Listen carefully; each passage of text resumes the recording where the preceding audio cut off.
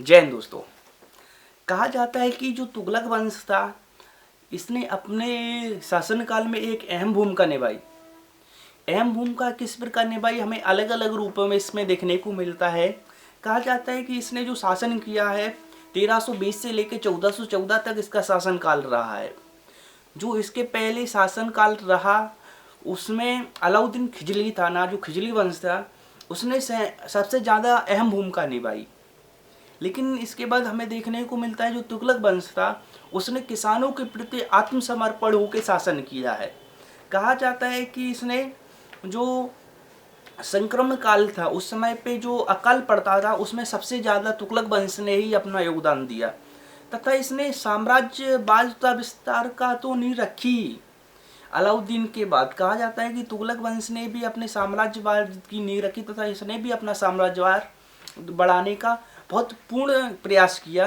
लेकिन तथा इसके बाद हमें देखने को मिलता है कि इसके शासनकाल में विघटन भी बहुत हुआ कि इसके समय राज्य भी टूटे। हरिहर बुक्का ने अलग तोड़ दिया, संगम वंश की स्थापना की तथा बहमनी राज्य अलग टूट गया। इस प्रकार हमें देखने को मिलता है कि तुगलक वंश में जब शासनकाल प्रारंभ हुआ तो योगदान तो अच्छा मिला, लेकिन आगे चल के वो योगदान इतना महत्वपूर्ण नहीं रहा जितने अलाउद्दीन खिजली ने अपने राज्य जॉइंट करके रखे, मतलब जोड़ के रखे।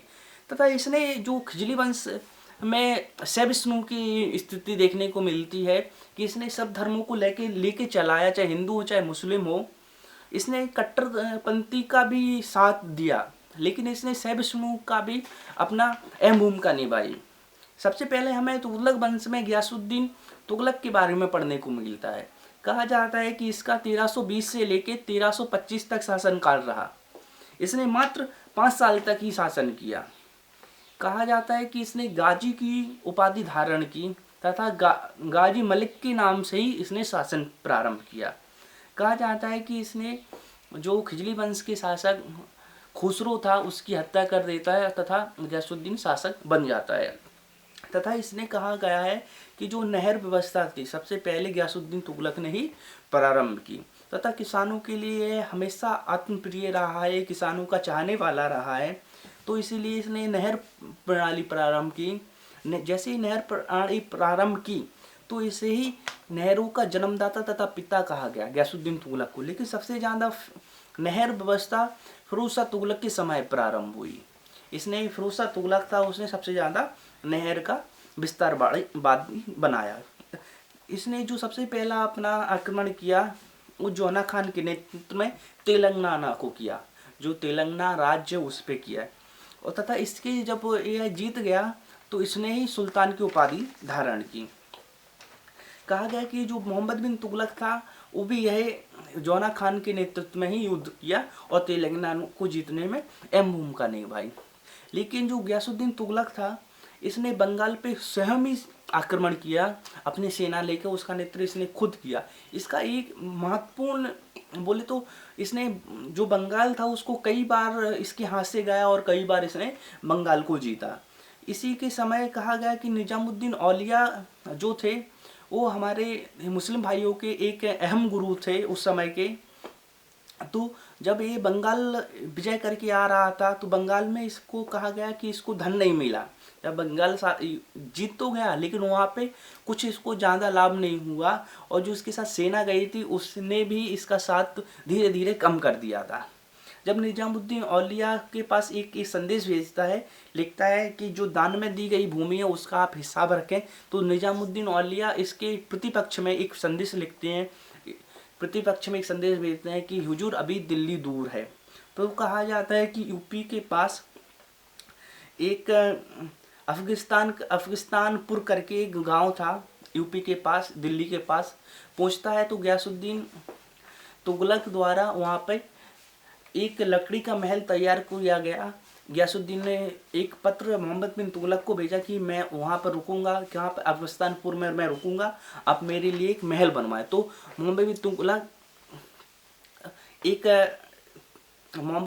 एक महल बनवाता है लकड़ी का, उसी में अफगानिस्तानपुर में गियासुद्दीन की मृत्यु हो जाती है। कहा जाता है कि निजामुद्दीन औलिया ने जो संदेश भिजवाया प्रतिपक्ष में कि दिल्ली अभी हुजूर दूर है, कहा जाता है कि जादू टोने से निजामुद्दीन औलिया के द्वारा ही उनकी मृत्यु मार दिया गया उन्हें, ऐसा हमें कहीं कहीं पढ़ने को मिलता है। इसके बाद कहा गया है कि जो गाजी का शासक था, यह पहला शासक था जिसने गाजी उपाधि पैर सर्वप्रथम धारण की और धारण करने वाला पहला शासक बना। चाहे अलाउद्दीन हो, अलाउद्दीन ने कभी भी अपने आप को गाजी की उपाधि धारण नहीं की।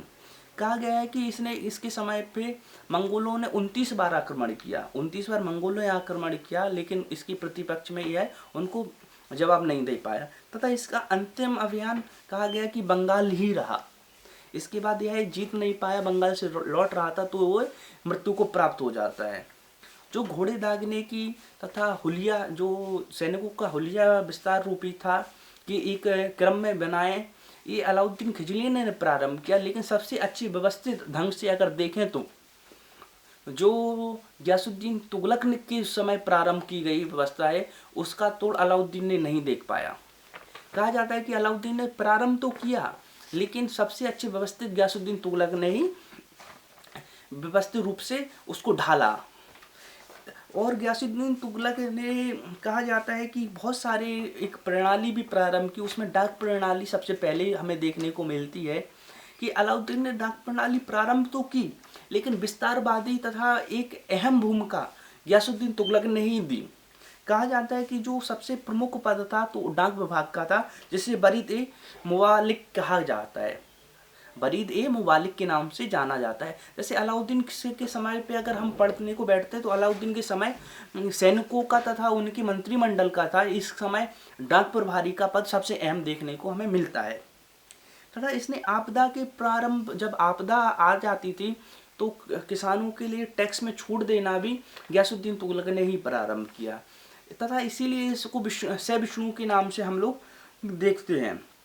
तथा इसने ठेकेदारी व्यवस्था पे एकदम प्रतिबंध लगा दिया कि कोई भी मंत्री वगैरह है, वो किसी भी अगर रोड डट रहा है या नहर बन रही है, उसका ठेका कोई भी मंत्री को नहीं दिया जाएगा, बाहर से लोगों को बुलाया जाएगा, उनको चुनाव रूप पर्ची डाली जाएगी, उसके जरिए ही उनका चुनाव किया जाएगा कि ठेका किसको देना है। अगर नहर का ठेका देना हो तो उसके बारे में, चाहे रोड बनना हो उसके बारे में, चाहे नदी की खुदाई हो उसके बारे में, चाहे महल का निर्माण हो उसके बारे में, चाहे गुम्बद निर्माण हो, मस्जिद निर्माण हो, उसने ठेकेदारी व्यवस्था पूर्ण रूप से बंद कर दी थी।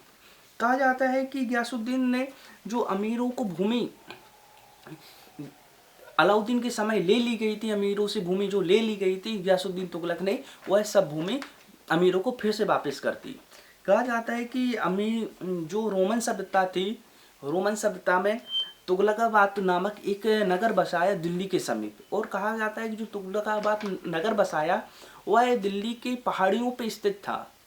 इस प्रकार गियासुद्दीन तुगलक ने अलाउद्दीन खिलजी की तरह कई महत्वपूर्ण युद्ध तो नहीं किए, लेकिन इसकी भी बंगाल को देखें या फिर तेलंगाना को जीते, इसने कहीं ना कहीं जीतने का तो प्रयास किया। विस्तारवादी तो अपना निर्णय दिया ही, लेकिन इसने उस प्रकार से निर्णय नहीं दे पाया जिस प्रकार हमें अलाउद्दीन खिलजी ने देखा। लेकिन हम आगे अपनी ने आपको चर्चा में बताएंगे कि इसके ही समय मोहम्मद बिन तुगलक हुआ, उसने कैसे दौलताबाद अपनी राजधानी स्थानांतरित की दिल्ली से, किस प्रकार इसने कश्मीर को विजय प्राप्त करने के लिए किस प्रकार से अपनी सेना को भेजा और सेना आपस में लड़के मारी गई।